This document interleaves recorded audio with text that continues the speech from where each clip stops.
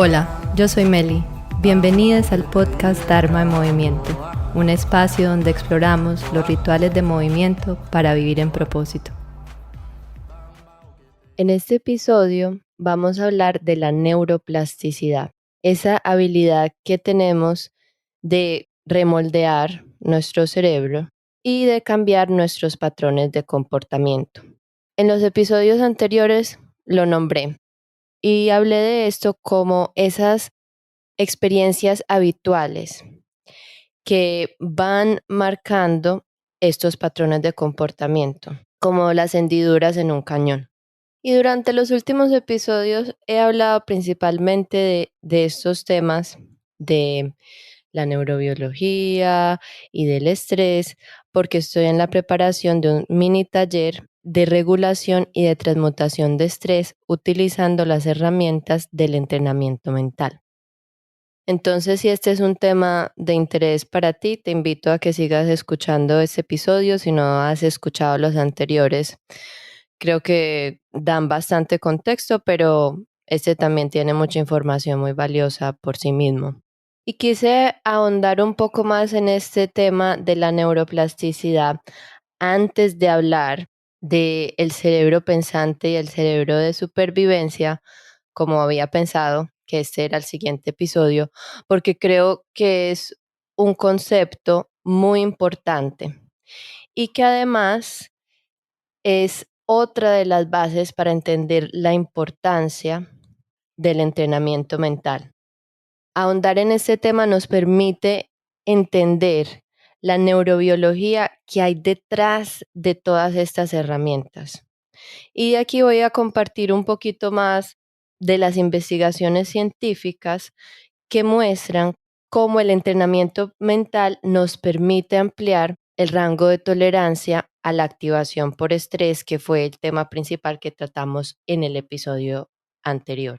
Y en esto del entrenamiento mental, es importante entender que se trata de un tipo de entrenamiento de dominio general, que nos permite tener habilidades generalizables y además de otras cualidades que nos ayudan en todos los aspectos de la vida y que no están condicionadas a un espacio o a ciertas condiciones específicas. Lastimosamente, la mayoría de las veces en el sistema educativo normal o cómo aprendemos, estamos aprendiendo bajo dominio específico. Solamente sabemos hacer ciertas cosas dependiendo de que la situación sea casi que exactamente igual o en el mismo espacio. Por eso, para muchos, y esto fue lo que observé yo y lo mencioné en uno de los primeros episodios del podcast, es que yo observaba que estaba en mi tapete, hacía mi meditación, podía estar ahí por horas porque a mí me encanta, pero luego de eso me iba al trabajo, abría el computador, llegaba el primer correo de un cliente y ¡boom! Hasta ahí llegaba todo ese estado zen. Eso es en parte también lo que me ha motivado a mí a entender estas habilidades del entrenamiento mental, como ese puente que nos ayuda a sacar toda esa profundidad, toda esa sabiduría que vamos afinando y a la que nos vamos abriendo en el tapete, en la meditación, en los retiros, en la escritura y poderla en verdad tejer en la vida diaria, poderla utilizar casi que de una manera rápida, casi que de una manera impulsiva, como son todos los otros comportamientos que tenemos.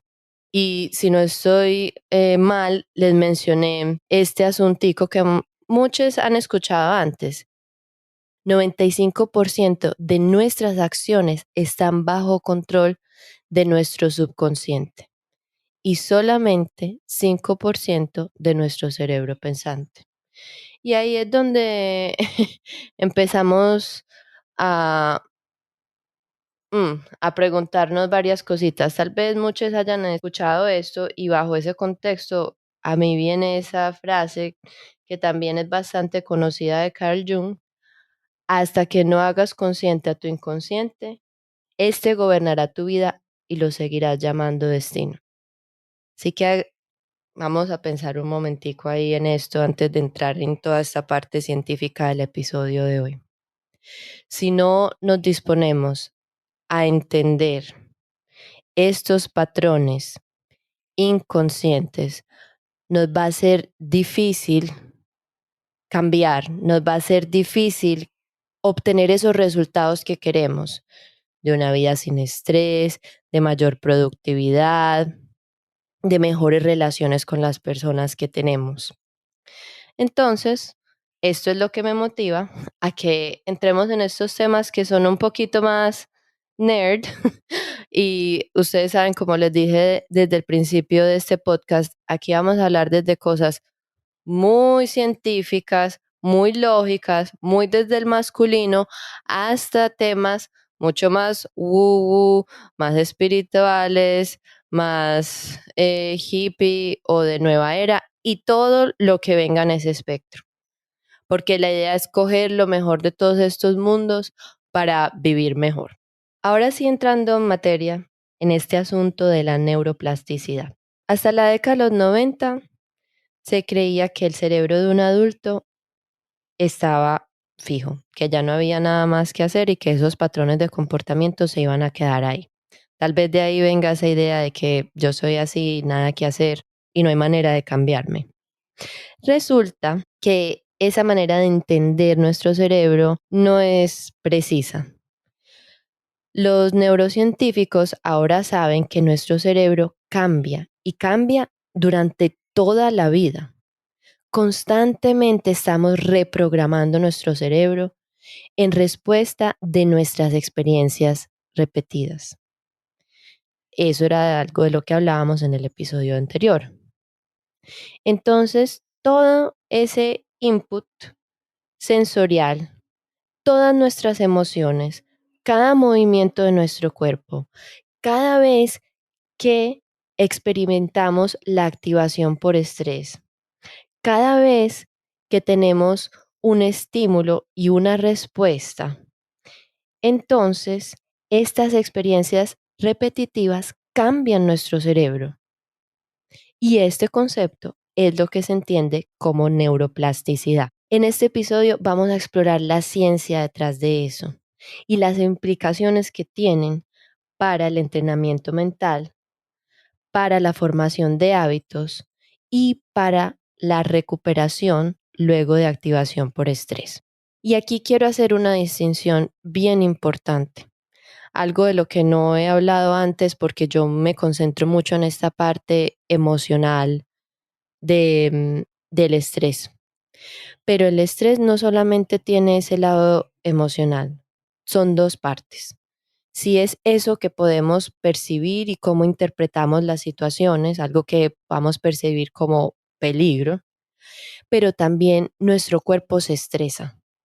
Inclusive una persona en coma que haya pasado por una cirugía traumática, y esto también se ha visto ya en estudios científicos, puede demostrar señales de estrés, porque digamos que, entre comillas, aunque no esté consciente, su cuerpo está absorbiendo todas estas experiencias que le están pasando y de alguna manera está reaccionando.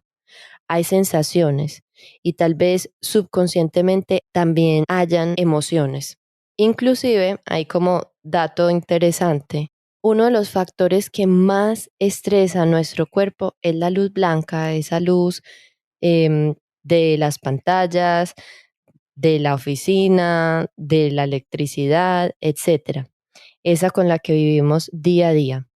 Y el efecto de esta luz blanca es especialmente más importante en las personas que llegan a su trabajo antes de que salga el sol y prenden esa luz blanca y se van después de que cae el sol, que es un fenómeno muy común en el hemisferio norte.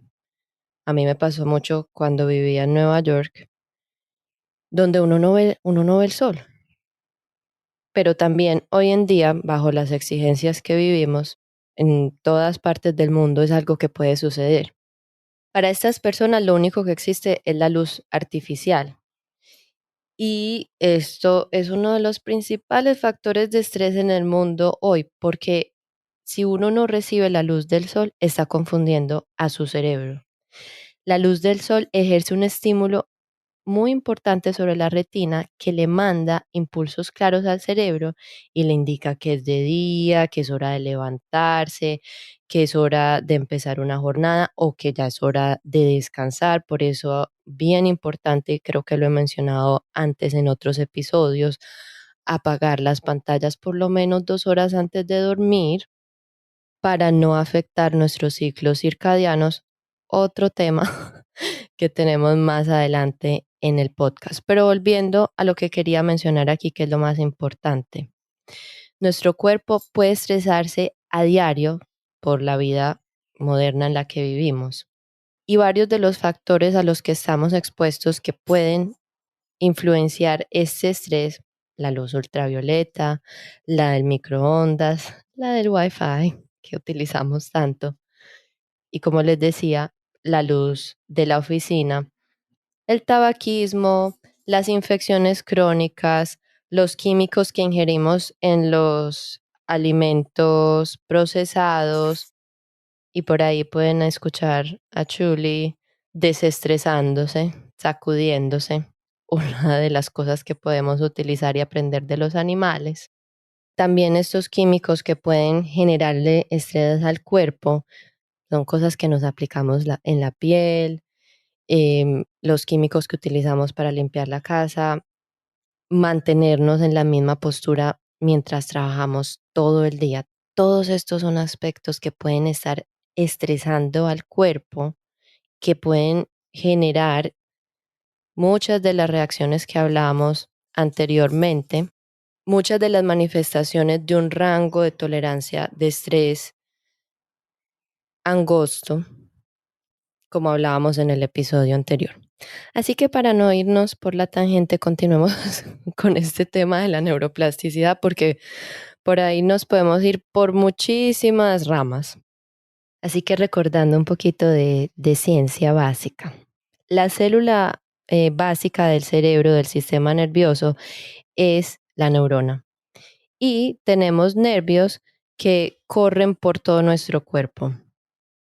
Las cadenas de neuronas a través de nuestro cuerpo y nuestro cerebro son la vía de información en nuestro cuerpo y en nuestra mente. Nuestro cerebro tiene más o menos 86 billones de neuronas. Esta red maravillosa de neuronas en nuestro cerebro se conecta entonces más o menos con un promedio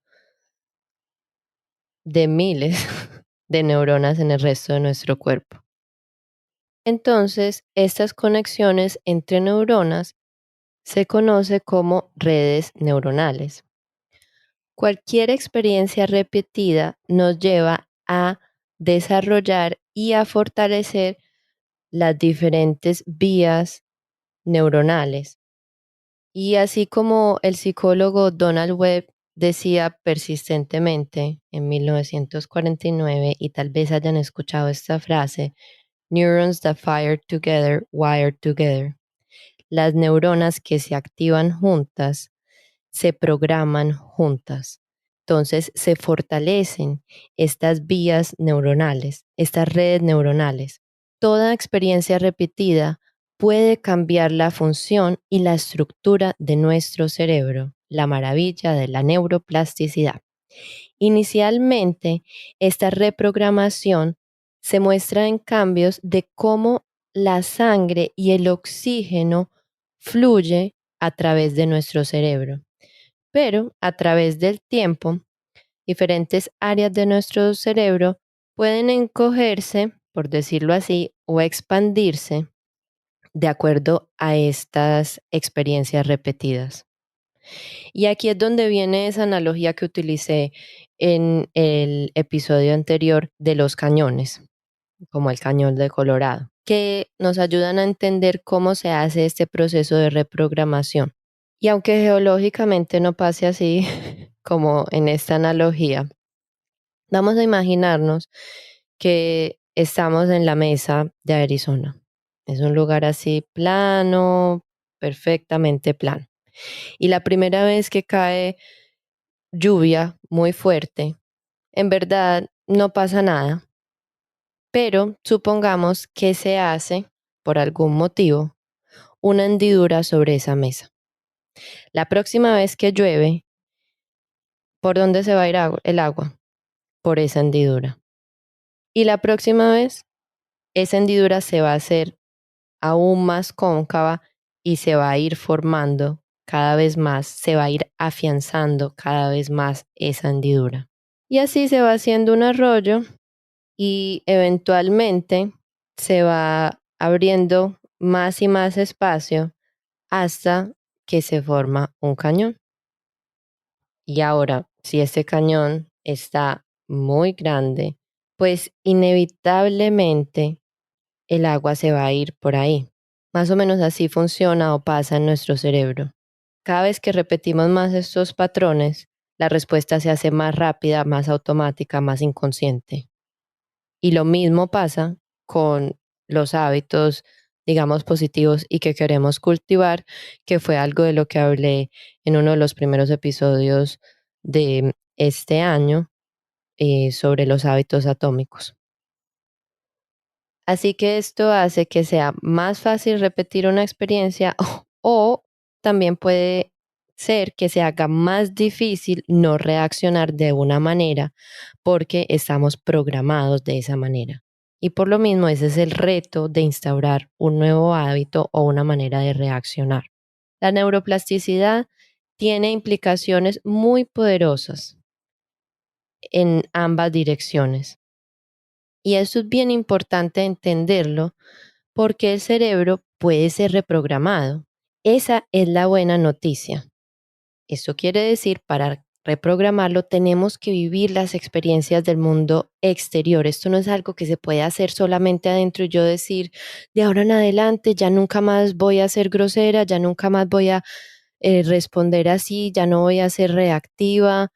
No, tenemos que vivir esas experiencias del mundo exterior, practicar en espacios seguros, en mi caso, un tapete de yoga, y luego exponernos a practicarlas en el mundo exterior, eso que aprendemos ahí en un lugar de control, en un lugar, digamos, que es como ese laboratorio. Igualmente, si tenemos patrones de pensamiento repetitivos o experiencias repetitivas asociadas a la activación de estrés, esto también tiene implicaciones de neuroplasticidad. Por eso se dice que la conversación más importante que tenemos es la que llevamos con nosotros mismos y de ahí es donde viene una de las bases de estas técnicas de entrenamiento mental. Porque eso que hacemos, que decidimos hacer durante los momentos de activación de estrés, puede reprogramar nuestra respuesta de estrés en el futuro.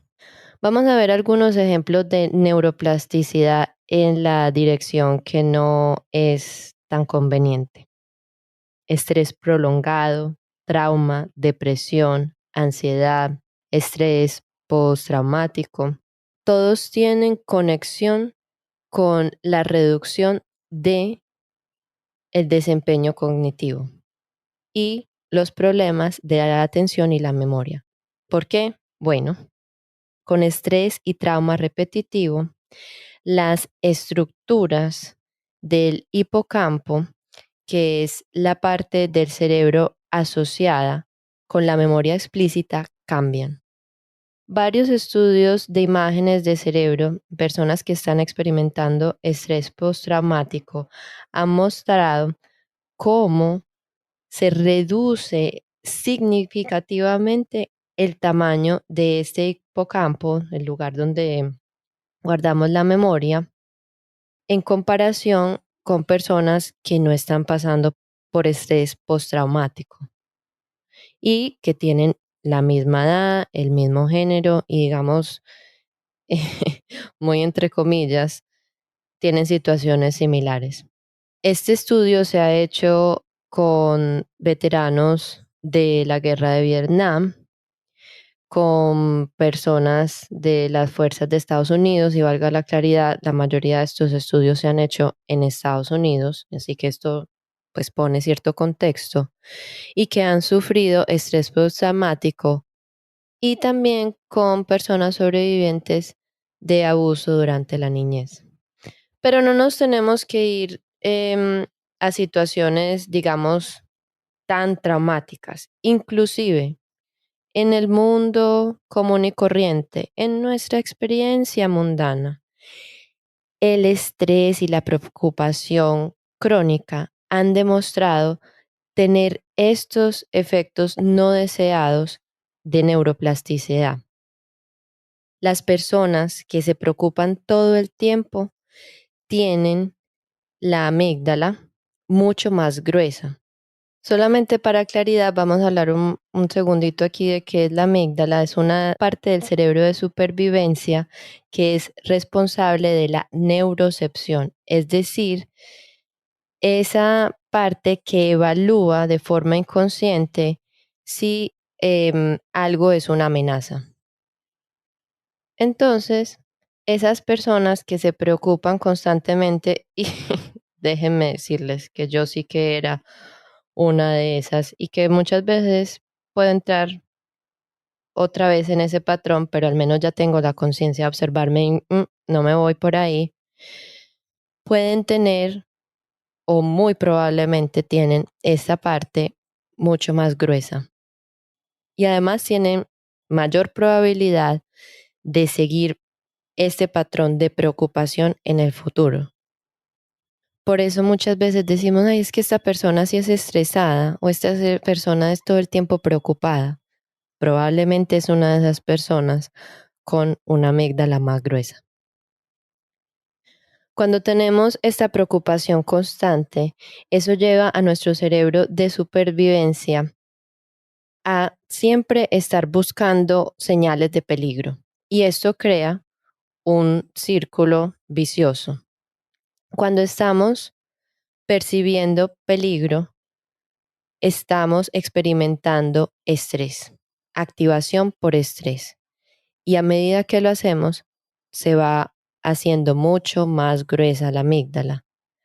Tenemos más preocupación, tenemos más activación por estrés, y luego tenemos más preocupación, y así se sigue fortaleciendo este patrón. Pero para no irnos solamente por el lado de lo que puede salir mal, ponerle un poquito de positividad al asunto, la neuroplasticidad también puede funcionar en la dirección beneficiosa para nosotros.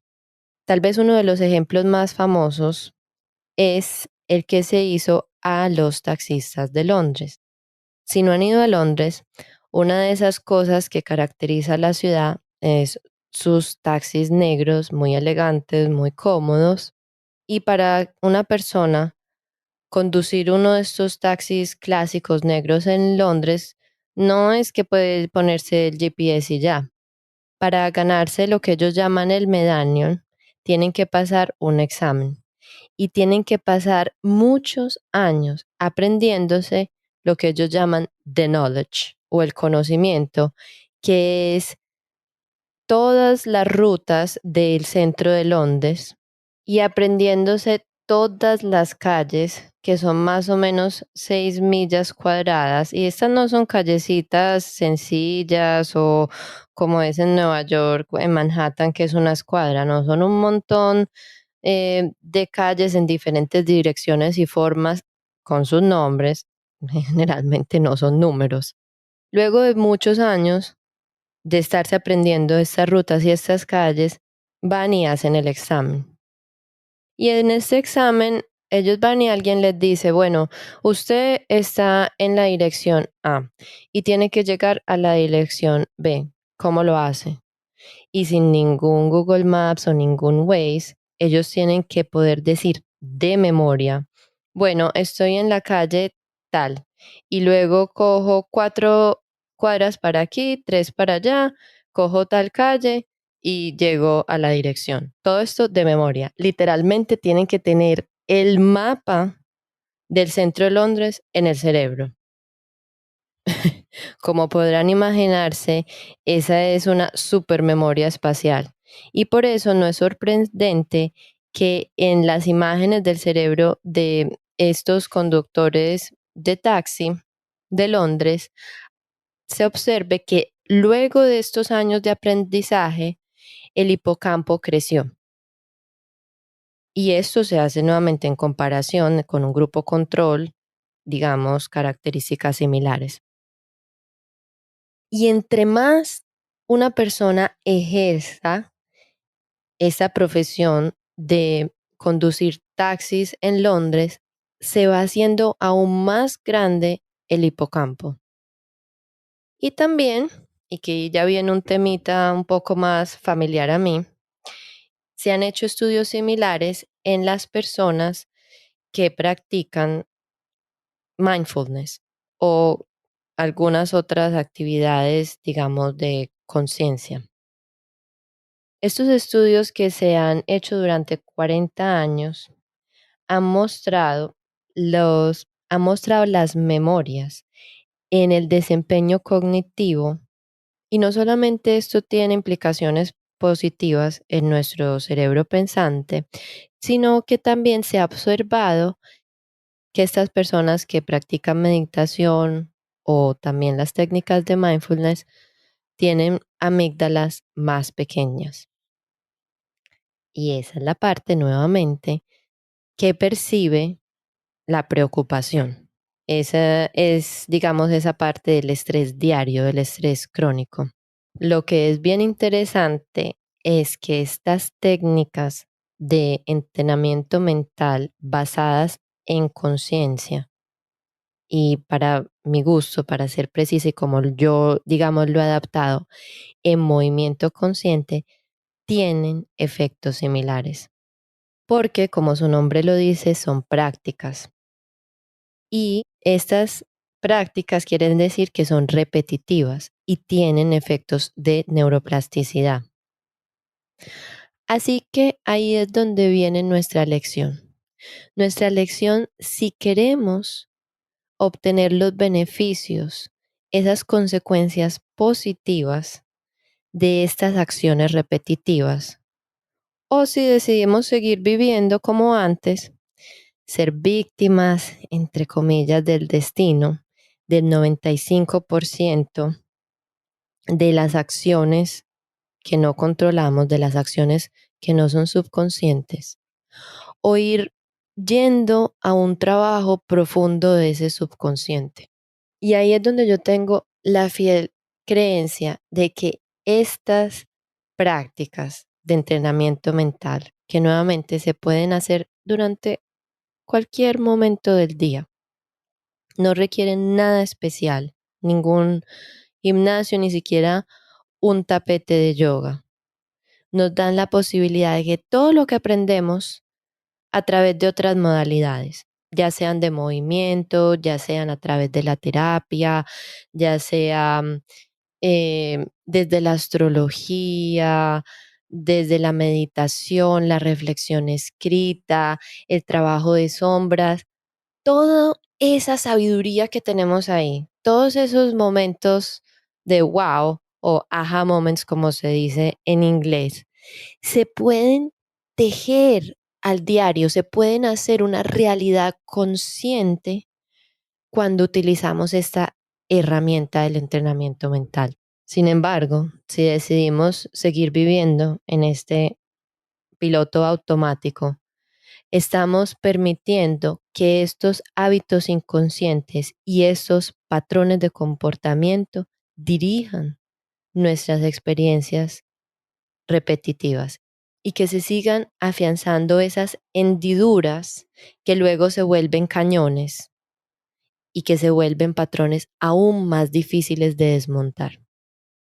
La conclusión final, y creo que lo más importante para recordar más que todos estos datos científicos que nos sirven para entender, pero tal vez lo importante para recordar aquí es que cada experiencia que repetimos es importante y cualquier experiencia que decidimos tener de forma repetitiva, consciente o inconscientemente, están afectando a nuestras mentes y a nuestros cuerpos.